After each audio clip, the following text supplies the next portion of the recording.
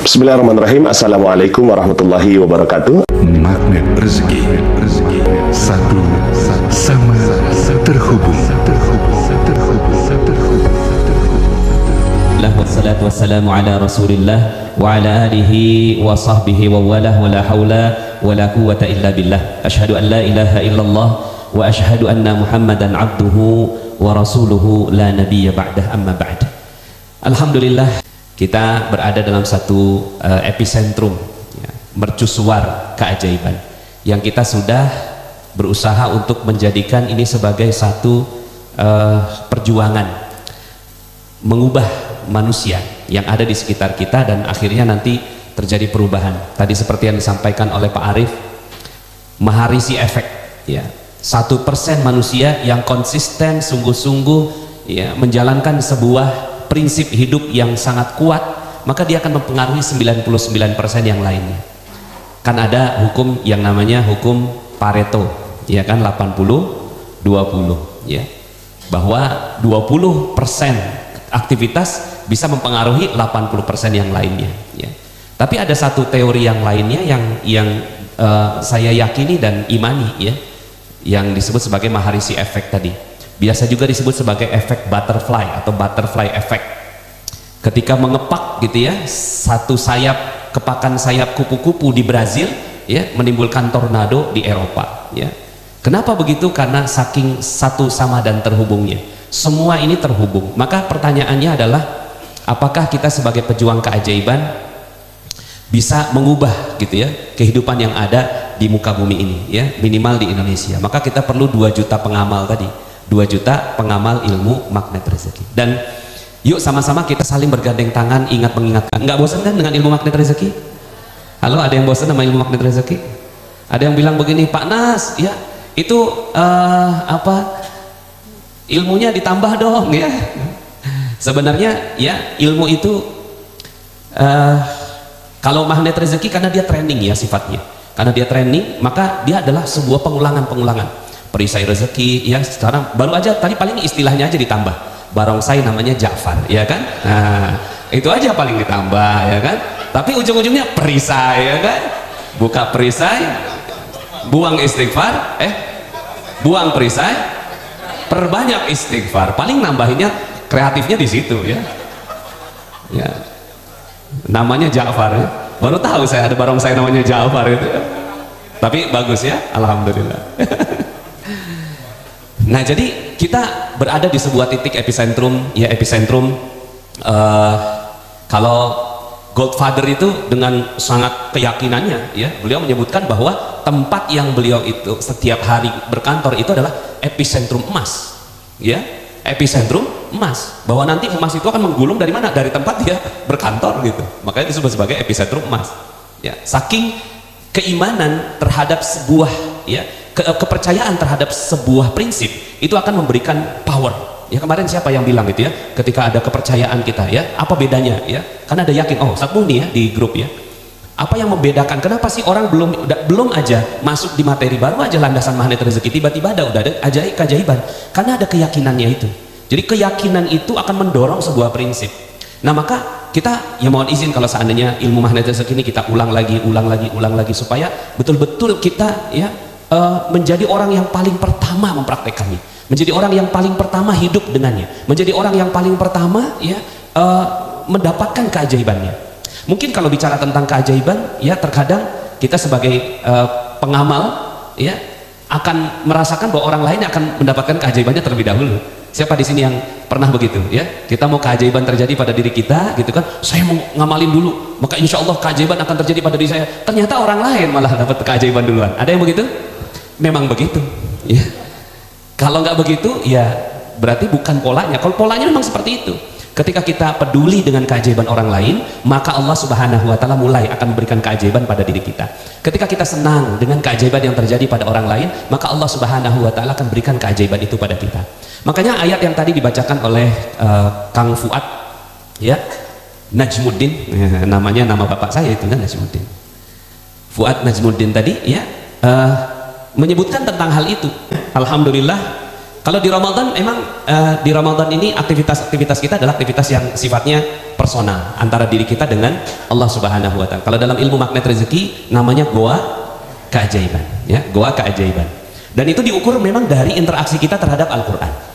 Diukur dengan itu. Jadi goa keajaiban itu adanya apa? Ya. Ya kalau di goa keajaiban itu adanya sesajen, ya, berarti bukan keajaiban yang dicari gitu ya. Jin yang dicari. Ya, kalau di goa keajaiban itu adanya adalah bermaksiat kepada Allah, ya berarti neraka yang dicari.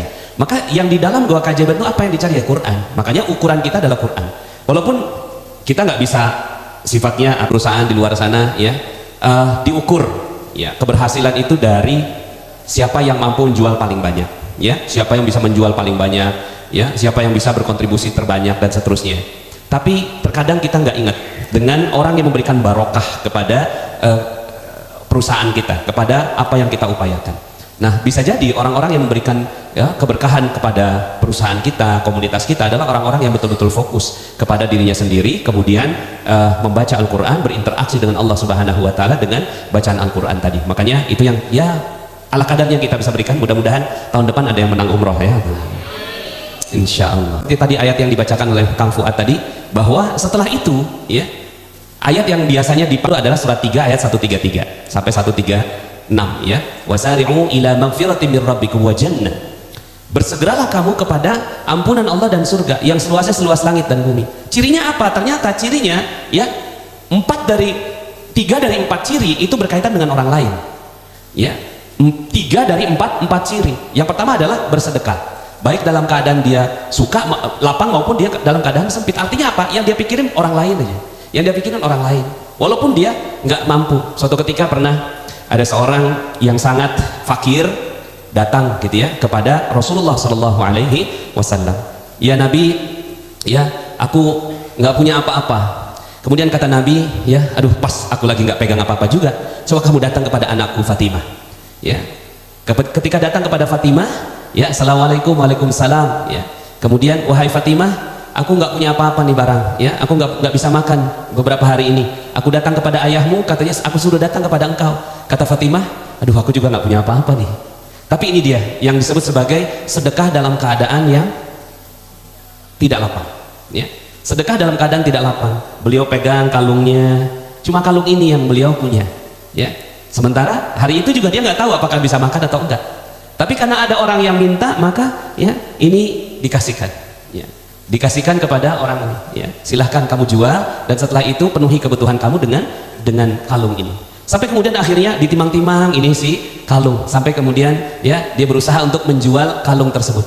Ketika mau dijual ada yang kenal bahwa kalung itu adalah kalungnya Fatimah, ya, Fatimah Zahra. Lalu kemudian, ya, apa yang mau kamu lakukan dengan kalung itu? Aku mau menjualnya, gitu ya.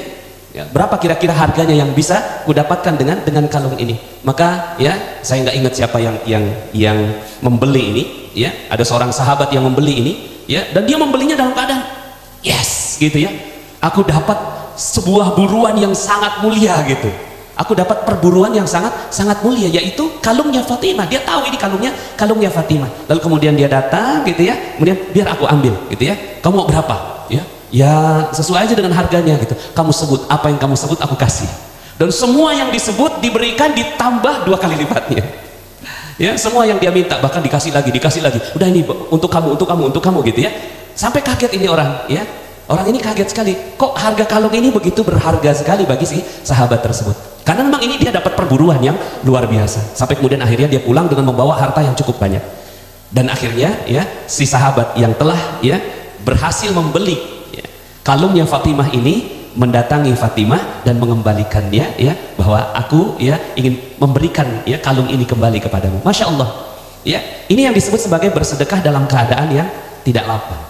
Kadang-kadang kan kita kalau ketika bersedekah dalam keadaan lapang enak aja udah, gitu ya. Ya udah sedekah dalam keadaan lapang. Tapi bagaimana ketika kita bersedekah dalam keadaan yang tidak lapang?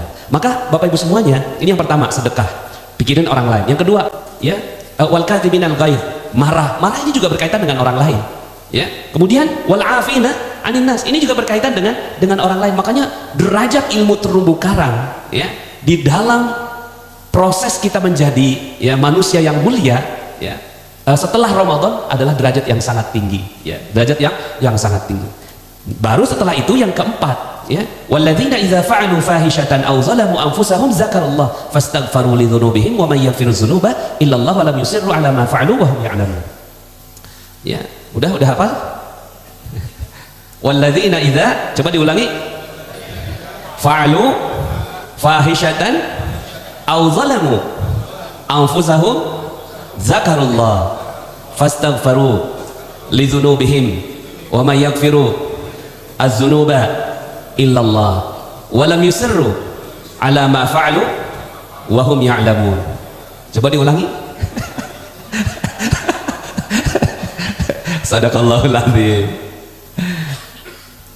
Baru yang terakhir adalah ilmu perisai rezeki. Walladzina idza fa'alu fahishatan aw zalamu anfusahum walladzina zalamu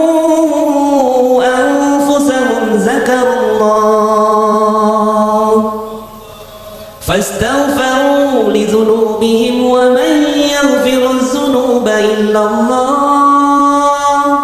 ولم يصروا على ما فعلوا وهم يعلمون.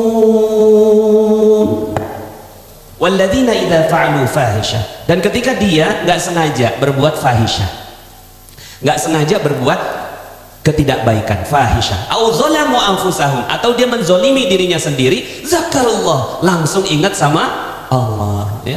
Nah, ini orang yang insya Allah karakternya karakter magnet rezeki banget ini, ya.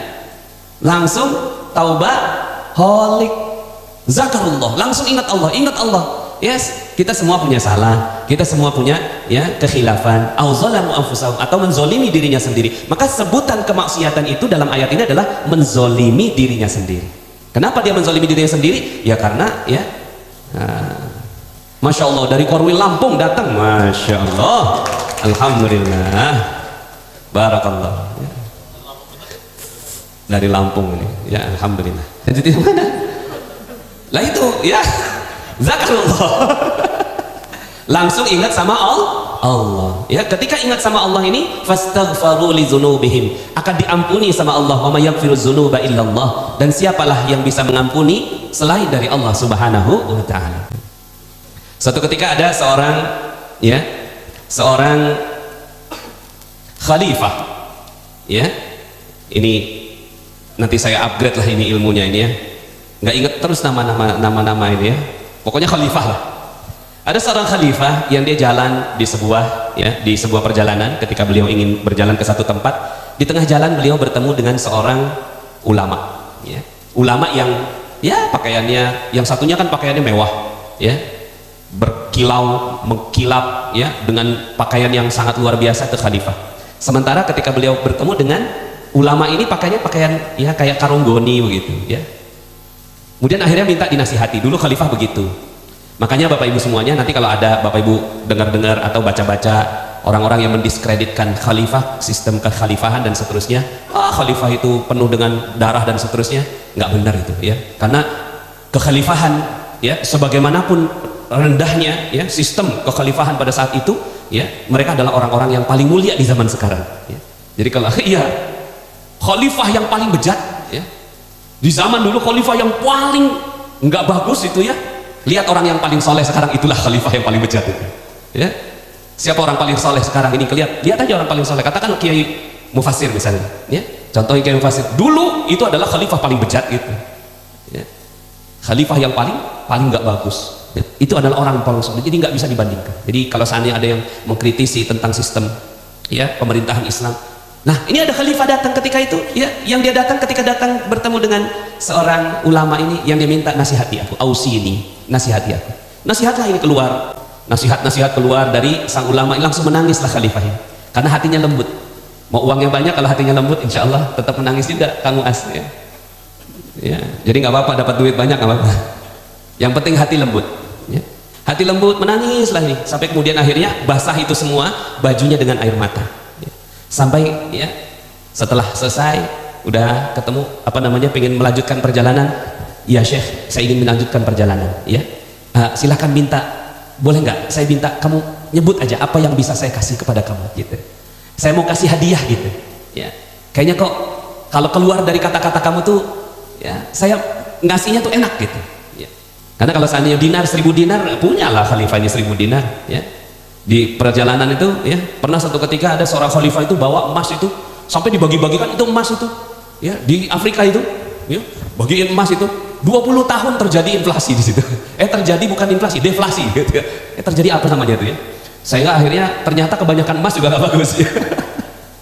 Dibagiin emas, akhirnya orang nggak ada mau kerja, ya. Akhirnya terjadi kemalasan di sana karena mereka udah merasa punya emas. Jadi setiap jalan itu ya 1000 dinar mah punya lah. Ini mau ngasih 1000 dinar devaluasi. Ini mau ngasih 1000 dinar cuma minta kamu yang sebut. Mau minta apa? Semua yang kamu sebut aku akan kasih. Oh begitu kata si kiai ini. Kalau gitu aku minta ya 3 hal. Senang ini khalifah ini ya, ada orang minta senang ya. Senang sekali. Tolong ya sebutkan apa yang kau minta. Yang pertama tolong panjangkan umurku. Panjang umurku ya, tolong panjangkan umurku. Masya Allah, nangis lagi nih khalifah, sudah nasihat udah habis ya, ketika mau ngasih hadiah malah mintanya ya tolong panjangkan umurku, nangis lagi. Ya Syekh, mana mungkin aku bisa memanjangkan umurmu, karena yang bisa memanjangkan umurmu hanya Allah. Berarti engkau bukan siapa-siapa, kau bukan siapa-siapa. Jangan merasa bahwa diri kamu hebat, kamu manjangin umur aja nggak bisa ya. Yang lain ya. Yang kedua saya minta ya, ampunkan dosaku ya. Ampunkan dosaku, aku juga banyak dosa, tolong ampunkan dosaku. Nangis lagi nih khalifah. Ini dia perbincangan antara khalifah dengan ulama zaman dulu itu, Masya Allah ya. Nangis ya. Bagaimana mungkin aku bisa mengampunkan dosaku ya, sementara dosaku pun banyak, aku juga nggak tahu bagaimana aku bisa meminta ampun kepada Allah.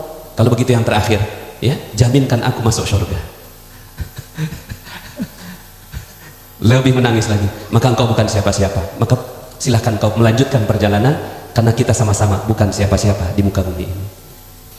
Masya Allah Bapak Ibu semuanya ya.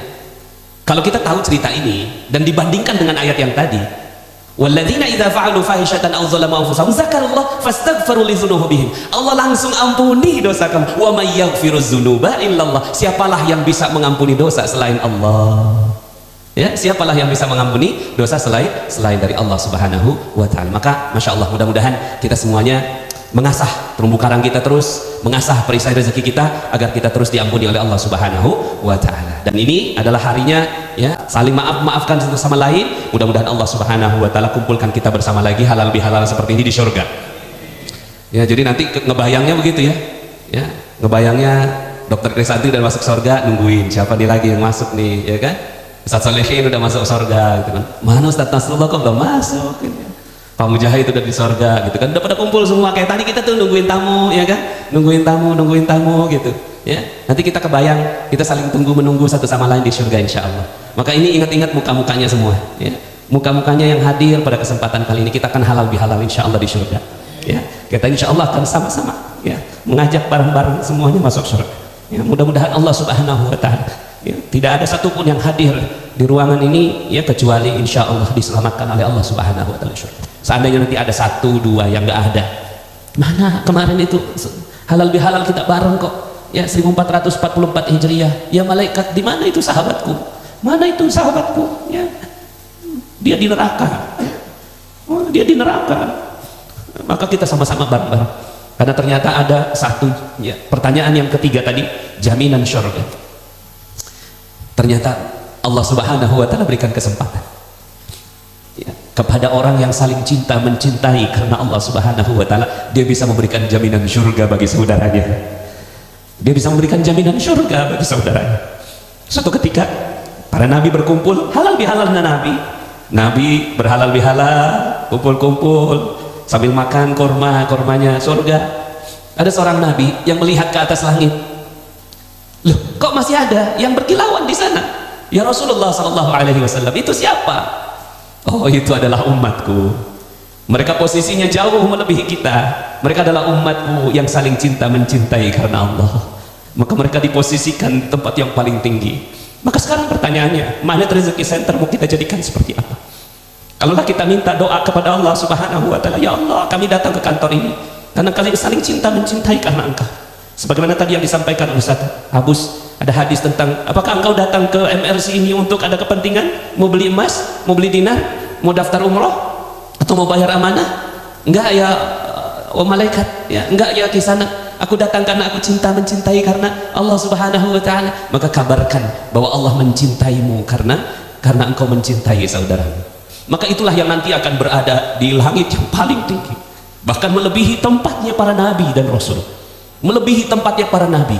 Ya pada saat itu nabi-nabi berkumpul, siapa itu yang ada di atas berkilauan luar biasa? Maka mudah-mudahan yang dilihat berkilauan ini tempat ini, Bapak. Maka kita berdoa, mungkin sederhana ya, kita datang ke tempat ini sederhana, tapi mungkin Allah Subhanahu wa taala letakkan hambanya yang beriman, hambanya yang saling cinta mencintai karena Allah dalam posisi yang sangat tinggi. Mudah-mudahan itulah kita semua. Jadi para karyawan yang datang ke tempat ini, niatkan ya, kalau gaji kita nggak sanggup gaji besar-besar ya, nggak sanggup gaji besar-besar itu karena Nabi yang udah batasin. Bukannya kita kamu pengennya ngaji, ini semua pengennya sih kita gaji 5 miliar satu orang, pengennya gitu, pengennya 5 miliar setiap orang. Cuma Nabi yang batasin. Kata Nabi itu ya, Allah itu membuka jalan rezeki itu 9 kepada para pebisnis, 1 kepada para pekerja. Udah dibatasin sama Nabi. Jadi pekerja ya sebegitunya. Mudah-mudahan setelah ini kalau yang mau jadi pebisnis kita kasih jalan ya, kita doakan mudah-mudahan yang jadi pebisnis insya Allah. Cuma yang jadi karyawan pun itulah, dunia ada batasnya, tapi akhirat nggak ada batasnya. Bisa jadi insya Allah Pak Eldrin ya akan ngajak kita ke surga semuanya ya, dengan ngelipat-lipat kardus ya, dengan shipping yang beliau lakukan, Masya Allah ya, itu sudah disyukuri, qanaah dengannya. Lalu kemudian ya maksimal dengan apa yang bisa dilakukan sambil doa, ya Allah muliakan semua yang beli dinar ini ya Allah. Sambil doa, ya Allah muliakan semua yang beli dinar ini, sambil ngepak Farhat sambil di depan laptop, ya Allah muliakan semua yang melihat tayangan-tayangan ini. Maka itu saja sudah Masya Allah di sisi Allah luar biasa ya. Manusia gak akan pernah bisa menghargai pekerjaan kita, tapi Allah menghargai pekerjaan kita jauh lebih mulia lagi. Maka inilah dia halal bihalal kita. Mudah-mudahan Allah Subhanahu wa taala rahmati kita semuanya ya. Demikian ya, mudah-mudahan Allah rahmati dan berkahi kita semua. Nanti ada lagi ya, kita ini tausiah saya 2 kali nih, kenapa nggak sekali aja Ustaz? Oh iya, jadwalnya tausiah 2 kali 2 versi. Oke lah kalau begitu saya cari bahan dulu ya. Terima kasih. Aku qauli hadza fa astaghfirullahalazim li wa lakum. Ya, sekali lagi mohon maaf lahir batin. Taqabbalallahu minna wa minkum siyamana wa siyamakum. Billahi taufiq wal hidayah. Assalamualaikum warahmatullahi wabarakatuh. Waalaikumsalam warahmatullahi wabarakatuh. Alhamdulillah. Teman-teman yang belum subscribe dan baru saja menemukan channel ini, silahkan subscribe. Insya Allah Anda akan mendapatkan materi-materi yang terbaik dari channel ini. Insya Allah Anda adalah makhluk yang ajaib, tinggal kita sempurnakan faktor-faktornya.